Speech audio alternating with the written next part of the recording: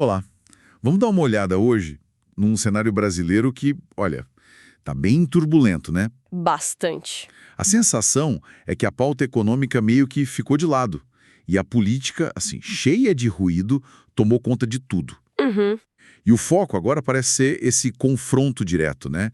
Lula e Trump com essa ameaça de tarifas americanas pairando. Exatamente. As fontes que a gente analisou, elas traçam bem essa escalada, sabe? A carta do Trump, a resposta do Lula, a motivação é admitidamente política para as tarifas. Ah, sim. Mas não é só isso, né? Tem também as acusações americanas, que são variadas. Falam de PIX, pirataria, corrupção. Nossa. E, claro, o conflito interno aqui, governo versus Congresso, com todas as consequências econômicas que isso traz.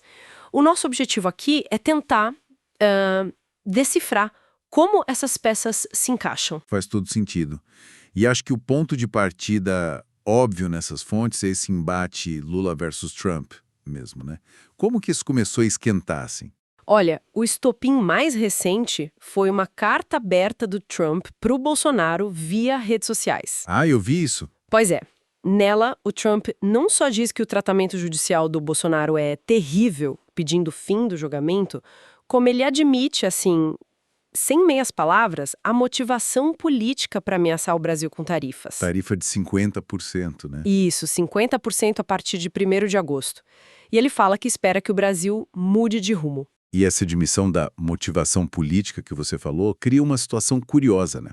As fontes sugerem que, por um lado, isso meio que tira a base técnica da tarifa, Exato. o que poderia até ajudar a defesa brasileira lá fora. Mas, por outro, escancara a pressão política. Precisamente. E a reação do Lula foi, assim, imediata e bem dura. Num pronunciamento, ele falou em chantagem inaceitável e grave atentado à soberania nacional. E ainda criticou políticos brasileiros que apoiam esses ataques, chamando eles de traidores da pátria. Essa linha de defesa da soberania, ela parece se conectar com outras tensões que as fontes mencionam, tipo aquela investigação americana que fala do PIX, Ah, sim. nosso sistema de pagamento, e também acusações de pirataria lá na 25 de março, em São Paulo, Uhum. o suposto enfraquecimento no combate à corrupção, até censura, e ainda teve aquela notícia do Washington Post, né, sobre a colaboração do Eduardo Bolsonaro com a Casa Branca para buscar sanções contra o ministro Alexandre de Moraes do STF. Tudo isso alimenta essa narrativa, né? E o Lula tem adotado um tom bem desafiador. Tem usado frases de efeito como "não é um gringo que vai dar ordem". Lembro dessa. Fez aquela analogia do jogo de truco e até previu que o Bolsonaro vai ver o sol nascer quadrado. Pesado. O que as fontes estão mostrando mesmo é como essa pressão externa parece estar de forma meio paradoxal, fortalecendo o Lula aqui dentro. Já tem pesquisa da Genial Quest apontando recuperação de popularidade dele. Ah, é? Sim, colocando ele em empate técnico com o Tarcísio de Freitas para 2026. Interessante. Mas olha, essa agitação externa não é a única. Aqui dentro, a relação governo e Congresso também azedou bastante, certo? Sim, a tensão subiu muito. Basicamente por 2 motivos principais. O veto do Lula ao aumento do número de deputados Certo. e uma decisão do STF sobre o IOF, o Imposto sobre Operações Financeiras, que mexeu com os planos do Congresso. E o Congresso reagiu rápido, né? As fontes listam várias retaliações.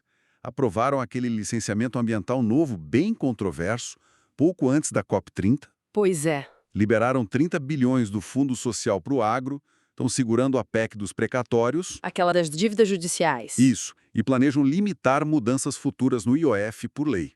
Fora a ameaça de derrubar o veto presidencial e a instalação da CPMI do INSS. Nossa, é uma lista longa. E apesar desse embate todo e das tentativas de alguns aliados para aparar as arestas, as fontes indicam um Lula mais confiante. Mesmo com essa confusão toda, Parece que sim. Talvez por causa da melhora nas pesquisas e dessa questão das tarifas, que deu a ele um palanque de defesa nacional, né? o ministro Haddad da Fazenda já está sinalizando que não espera muito mais do legislativo este ano em termos de agenda econômica. Entendi. E a economia, o mercado financeiro, como está lendo esse cenário todo conflagrado? Bom, com bastante volatilidade. A B3, a nossa bolsa, viu uma saída forte de capital estrangeiro, 3,5 bilhões só neste mês. Nossa, E o Ibovespa recuou ali para perto dos 135 mil pontos. Mas é curioso, o dólar até fechou em leve baixa outro dia, a R$ 5,5472. Mesmo com toda essa tensão. Sim, alguns analistas nas fontes chamam isso de taco trade, que seria uma aposta de que o Trump, no fim, vai ceder, sabe? Trump, à la fim, cederá.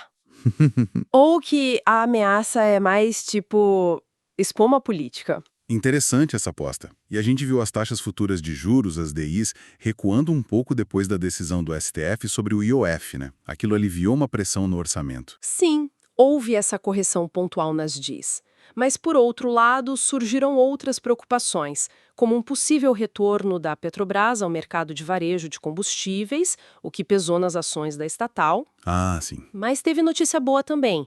As ações do Pão de Açúcar dispararam com notícias sobre aumento de participação da família Diniz. É um cenário bem misto, de reações rápidas. E para completar o quadro, como é que está o cenário internacional que influencia aqui? Também está tenso.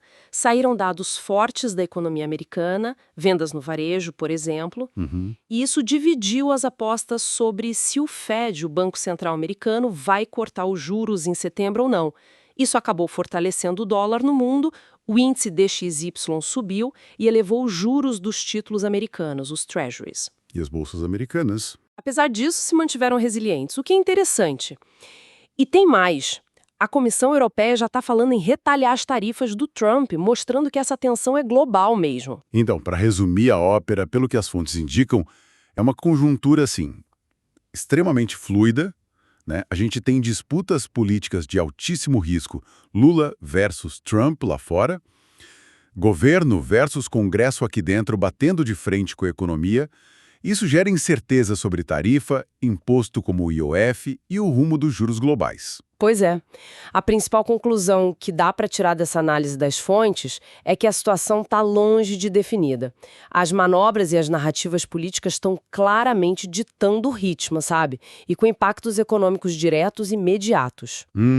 O que a gente observa é um Lula que parece sair politicamente mais forte desse embate externo, um Congresso bem determinado a confrontar o governo e os mercados financeiros tentando navegar nesse mar agitado. Fica então uma reflexão final, né? Uma provocação que essa leitura toda traz. Se a motivação política para impor barreiras comerciais é admitida assim tão abertamente como nesse caso das tarifas do Trump, pelo que isso significa para o futuro do comércio global? Será que a gente está entrando numa era onde a pressão política pode de fato atropelar a lógica econômica nas relações internacionais de forma mais explícita?